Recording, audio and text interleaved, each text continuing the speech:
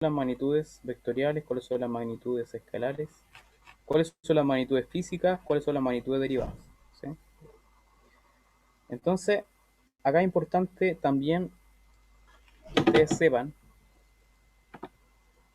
es importante, acá estoy grabando, es importante que ustedes sepan cómo se escribe, ya de qué manera se escribe una magnitud que es vectorial. Por ejemplo, acá me dijeron la velocidad y me dijeron la fuerza, ya. Entonces yo lo voy a representar así como fuerza y lo voy a representar así. ¿Esto está bien representado gráficamente o está mal? ¿Qué dicen ustedes? Fuerza, velocidad. Mal. Le falta la flechita. Ya. Así. Sí. Ya. Para poder representar que son dos tipos de magnitudes vectoriales. ¿Sí? Ya. Bueno, eso es lo básico respecto al tema de las magnitudes. ¿Sí? Es importante que tengan conocimientos básicos respecto a este tema en la medida que nosotros nos vayamos interiorizando. Ahora, de las magnitudes que son vectoriales, nosotros vamos a saltar, ya, nosotros vamos a saltar a lo que serían operatorias con operatorias en vectores. Sin embargo, yo esto no lo quiero pasar en física, lo quiero pasar en matemática. ¿Sí? Vamos a matar ahí dos pájaros de un tiro, como se dice.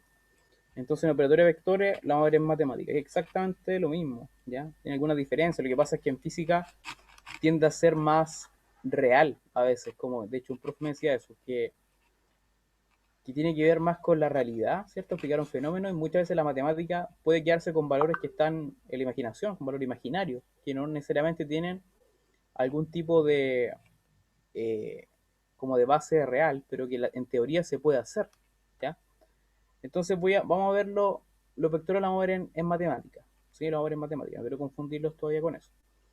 Después, muchos libros, bueno, del Pero Valdivia, el Física Común, hay una parte que habla de proporcionalidad directa e inversa, ¿sí?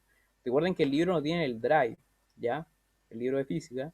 Pueden ir adelantando algunos capítulos, está bastante bueno. Si les complica mucho, si lo encuentran muy técnico, alguien que se pueda conseguir el CPECH, yo no tengo el contacto del CPECH para poder pedírselo, pero es buena bibliografía en física común, lo encuentro bastante bueno. Otro libro de física que tengan, incluso los de enseñanza media, son bastante buenos. Los que entrega el gobierno yo lo encuentro muy buenos, ¿ya? Pero no está tan orientado al tema PDT, está más orientado a las clases, ¿cierto? Tiene que ver con otro tipo de desarrollo de estabilidad. Ya, el tema es que se habla acerca de la proporcionalidad inversa y directa. Proporcionalidad inversa y directa. Esto es materia que yo les voy a pasar en números, ¿sí? Entonces no se la quiero pasar en física, porque se la voy a pasar en números en matemática, va a ser avisada, especialmente cuando veamos vectores y veamos proporcionalidad inversa directa, va a ser avisado, ya previamente, es decir, voy a pasar esto. ¿Por qué? Porque tiene que ver con física, entonces se van a ir complementando, ¿ya?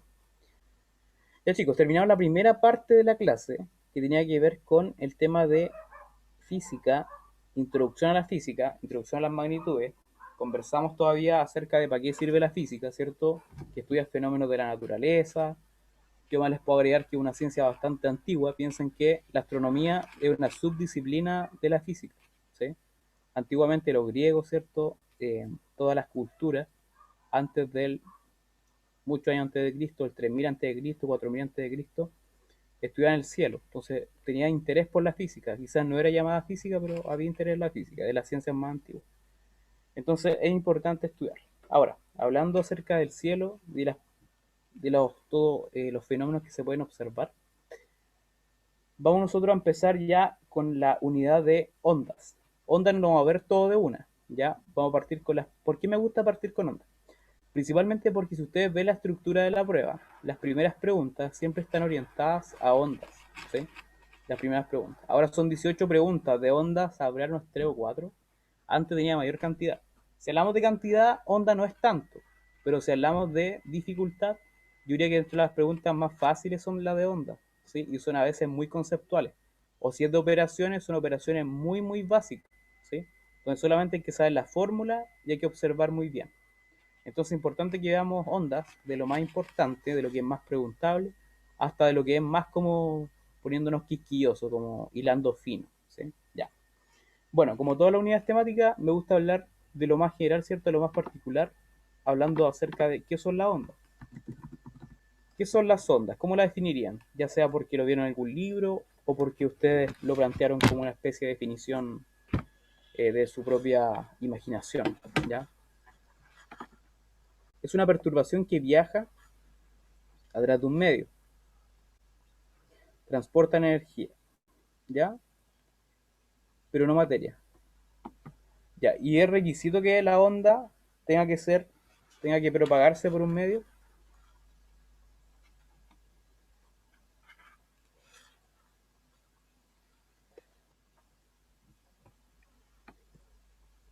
¿ya? ¿Por qué no? ¿Por qué me dicen que las ondas no pueden propagarse por un medio? Por un medio material, ¿cierto? Por lo general medio es considerado como medio material, se notan como sinónimos. Ya, entonces hilando fino podríamos decir que las ondas no necesariamente pueden estar propagándose por un medio material, sino que pueden propagarse por el vacío. Tenemos el caso de la onda electromagnética.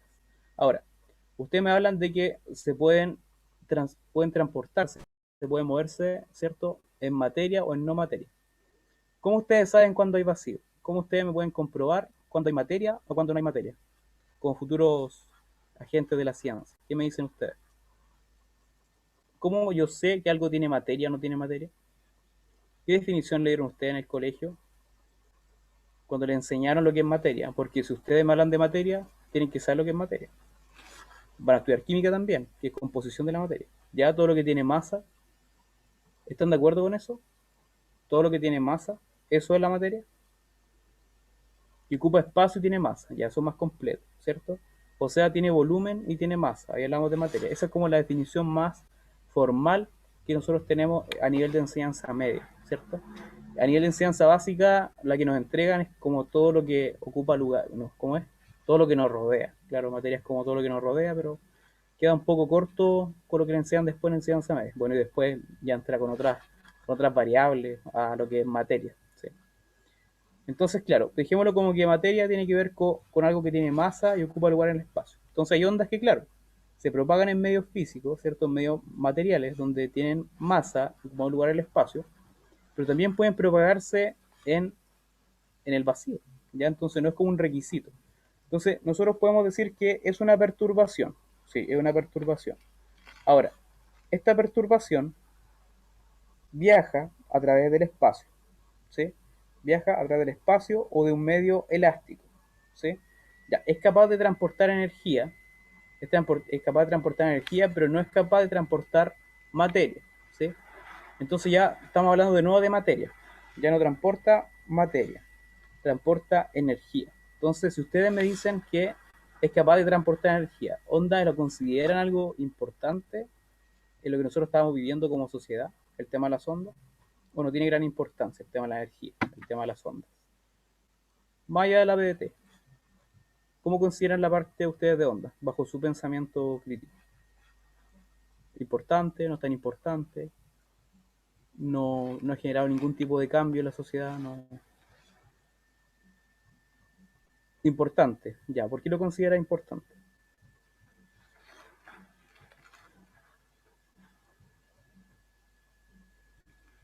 ¿Sirve para comprender algún aspecto? Ya, muy bien, para el nivel de comprensión.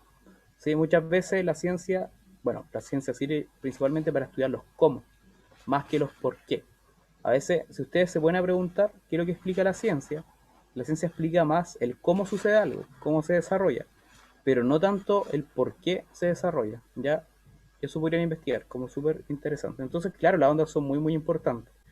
Todo el tema, por ejemplo, del Wi-Fi está relacionado al tema de las ondas, el tema de la comunicación inalámbrica, el tema de los teléfonos, ¿cierto? Ahí tienen una cierta onda que está relacionada a un teléfono, a un número de teléfono. Entonces, obvio, es muy, pero muy importante. Tenemos después que estudiar el sonido, la naturaleza del sonido. Algunos dicen, bueno, puede estudiar medicina. No, pero es que medicina igual importa. Piensen, por ejemplo, cuando le pasen biofísica, ¿sí? También importante el tema de, bueno, hay física como tal, y con tema de ondas, por ejemplo, cuando estudian el tema de óptica, ¿ya? Claro, los rayos X. Un rayo X igual tiene como una pata metida en química y otra pata metida en cuanto al tema de física.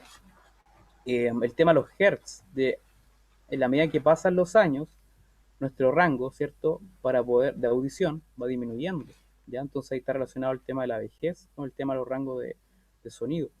¿Qué más? El tema de la luz. Cuando ustedes observan en óptica, les dije, ¿cierto? Para poder escoger un tipo de lente, está relacionado al tipo de ondas.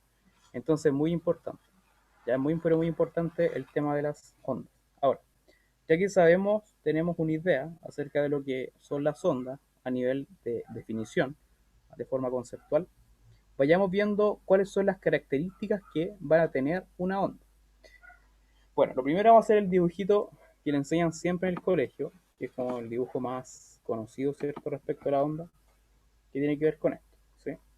Viene acá la onda así, ya. Entonces vamos a dejarlo así, y vamos a cruzar una línea, ¿cierto? Vamos a cruzar una línea por acá.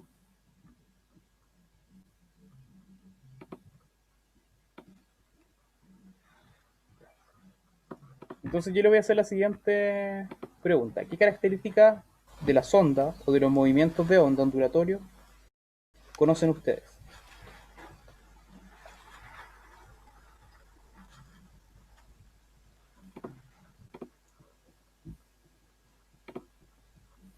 Nómbreme alguna característica, la que ustedes quieran. Amplitud, longitud de onda, monte, valle, nodo, ya.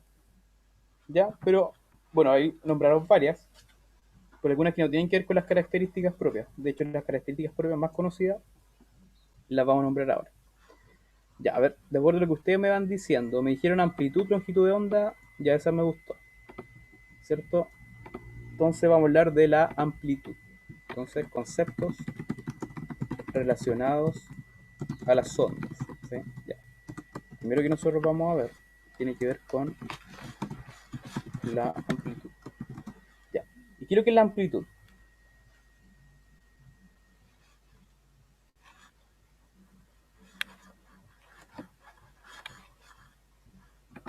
La amplitud, la cantidad de energía que transporta la onda, claro, tiene que ver entonces como con la intensidad, tiene que decir, qué tan fuerte, ¿cierto? Puede ser un sonido, qué tan intenso, ya, eso tiene que ver la amplitud. Eso como a nivel de relacionado a la práctica, ¿cierto? ¿Sí? Ya. Ahora, pero cuando nosotros hablamos acá, cuando nosotros hablamos de amplitud a nivel geométrico, de representatividad, ¿sí? Máxima separación de la onda con su línea de equilibrio, ¿ya? Elongación máxima de la línea de equilibrio hasta la cresta, y eso son buenas definiciones. O sea, en la práctica lo que ustedes me están queriendo decir es qué cosa. Voy a poner dos colores acá. Ustedes me están explicando esto, me están explicando esto de acá, eso, me están explicando eso, me están explicando esto, me están explicando todo esto. Cuando yo le hablo de amplitud, ¿de qué ustedes me están hablando? ¿De lo rojo, de lo negro?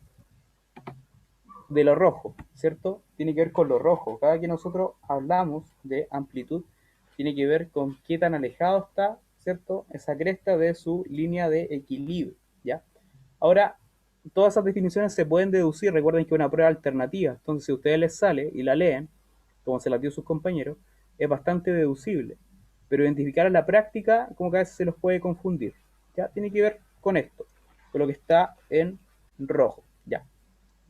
La amplitud, ¿sí? Si nosotros hablamos de amplitud, ¿la amplitud en qué se mide? Si nosotros estamos hablando en cuanto a la representatividad geométrica de la onda, estamos hablando, ¿cierto?, en el papel. No la práctica, sino que lo que estamos viendo acá, lo que está representado en el dibujo. ¿Cómo se mediría, de qué manera se mide, cuál es la unidad, ¿cierto?, de medida de la amplitud? Amplitud.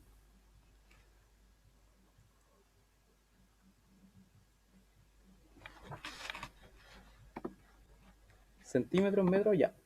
Ya, me dijeron centímetros y metros. Y es bueno que hayan dicho centímetros y metros porque volvemos, ¿cierto?, al tema de los sistemas internacionales. Para el sistema internacional, ¿qué es más correcto? ¿Hablar de metros, centímetros, hablar de metros, ¿cierto? Hablar de metros. Salvo que la ecuación que en una ecuación me mencionen que tengo que trabajar con cierta unidad fundamental, ¿ya? Por ejemplo, después cuando veamos calor y temperatura, se van a dar cuenta que a veces importa los grados Celsius, pero otras veces los grados Kelvin, ¿ya? Pero si no les preguntaron, o si no les dicen, perdón, no le indican, ustedes me tienen que decir metros, ya acostumbrado al sistema internacional. Ya. Después me dijeron ustedes longitud de onda, ¿sí? Me dijeron longitud de onda. La longitud de onda, bueno, me está diciendo a qué magnitud está referida longitud de onda. ¿Qué magnitud? Longitud, ¿cierto? Dice longitud de onda. Entonces, si hay una longitud de onda, ¿puede existir una longitud de onda positiva y otra negativa? ¿Qué me dicen ustedes respecto a la longitud?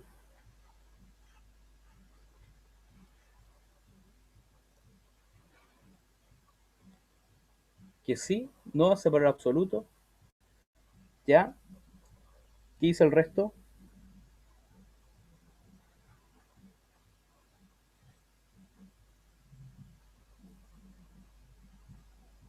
No, ¿cierto? No, no se puede. Tiene que ser positiva, ¿ya? Es longitud. De hecho, por ejemplo, en la PDT hay un ejercicio de la cuadrática, donde ustedes tenían que resolver una cuadrática y tenía dos soluciones. Y al resolver la cuadrática, ¿ustedes qué tenían que saber? Al resolver la cuadrática le iba a dar la medida de una longitud, de la longitud de un trazo de un triángulo, ¿ya? Si usted resolvía la cuadrática, les daba que x1 era 4 y x2 era menos 6. Ambas son correctas bajo el punto de vista matemático, pero bajo el punto de vista físico, ¿cuál es correcta? Si ustedes quieren medir el trazo de un triángulo, 4 o menos 6. 4, ¿ya? Entonces yo les digo, muchas veces bajo ciertas miradas, cierta matemática, es correcta, ¿ya? Es correcta. Pero bajo la mirada como de la práctica, o sea, ustedes cuando miden, cuando van a medir algo, no dicen menos, ¿sí? Se lo miden, ¿cierto? Solamente con números positivos, ¿ya? Entonces, mucho ojo con eso. La longitud de onda no puede ser negativa, tiene que ser positiva. Y la longitud de onda, ¿qué es lo que va a medir? Dice longitud de onda, ¿ya? Va a ser la distancia que se recorre en un periodo, ¿sí? Va a ser la distancia de la onda. Ahora, ¿cómo sé yo cuándo va a ser una onda? ¿Cómo está representada una longitud de onda? ¿Cómo está representada? ¿Alguien me puede decir en cuál de las flechas está representada una longitud de onda? Tengo flecha roja, la descartan porque ya no puede ser amplitud y longitud de onda al mismo tiempo. Está aproximado, no está tan exacto. La verde, ¿ya? La verde. ¿Cómo la vamos a llamar a esas puntitas a estos, ¿cierto? A esto, ¿cómo la vamos a llamar? Le pueden llamar picos, le pueden llamar cresta también, ¿sí? Son como los dos nombres más. Monte también, ¿sí? Ya. Entonces, entre dos montes, que es como suena más bonito, o entre dos crestas, ¿cierto? Estaría la longitud de onda, ¿sí? Estaría la longitud de onda. Ahora, ¿qué pasa si yo hago esto? ¿Qué estoy midiendo acá?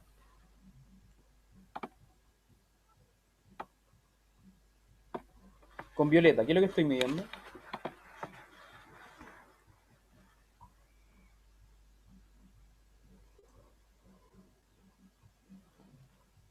Ya amplitud, amplitud, ¿cierto? La amplitud puede ser considerado al valle o considerado al monte. El valle es esto, este punto de acá, ¿cierto? Ya. Ahora, cuando ustedes quieren medir una longitud de onda, ¿sí? El periodo, ¿cierto? Una onda, ¿qué es lo que va a hacer? Va a ser esto, ¿sí? Va a ser esto. Pero ¿cómo sería una onda? A ver, si yo quiero representar una onda, tendría que ser así. Ya, este ven acá, baja, sería como un monte y un valle. Ya, esto sería una ondita. Esto para efecto de Emron. Ya, recuerda que estamos trabajando en eso. Ya, eso sería una onda. Ya, el tema de los nodos, todo eso lo vamos a ver cuando veamos ondas estacionarias. ¿Sí? Cuando veamos ondas estacionarias. Tenemos que ver la onda viajera, ¿cierto? Y tenemos que ver el tema de los pulsos, ¿sí? Y los extremos. Ahí vamos a ver el tema de los nodos y los antinodos.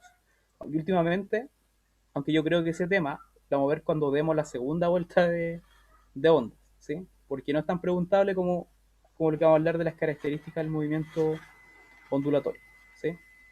Entonces tenemos listo lo que es la amplitud, lo que es la longitud de onda, ¿ya? Longitud de onda. Hablemos entonces de dos conceptos que están vinculados entre sí, pero no solamente están vinculados, sino que uno es el recíproco del otro, ¿ya? Uno es el inverso multiplicativo del otro. ¿De qué concepto estoy hablando? ¿O qué conceptos estoy hablando? Periodo y frecuencia, ¿cierto? Periodo y frecuencia. El periodo es así. La frecuencia es representada como una F minúscula, ¿ya? Ya. El periodo, ¿en qué se va a medir?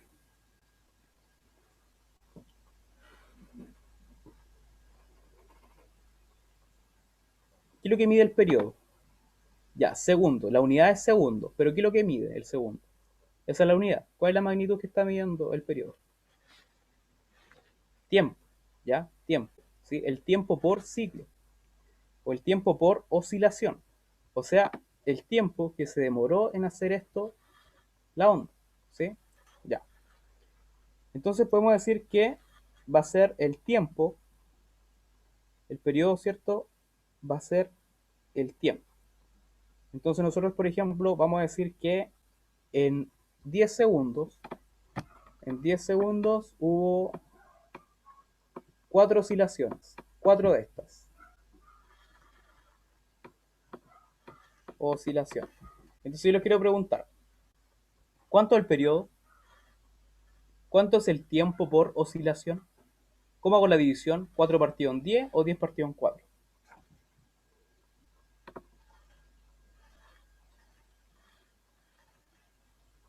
10 partido en 4. ¿Y ahí 10 partido en 4 cuánto es?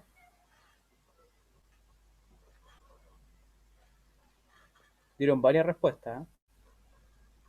Ya me dicen 0,25. Es como para confundirse el 0,25. Recuerden que 0,25 es un cuarto.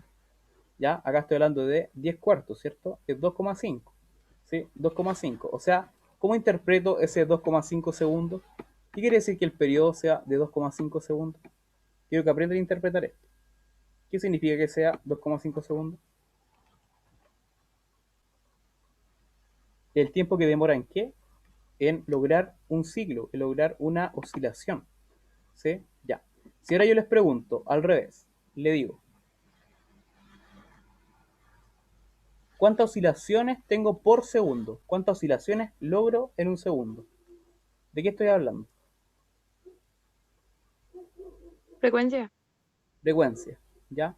Frecuencia, muy bien. ¿Cómo calculo frecuencia? ¿Qué operatoria Cantidad hago? es al revés nomás, cantidad de oscilaciones partido en tiempo. Ya, claro, 4 partido en 10.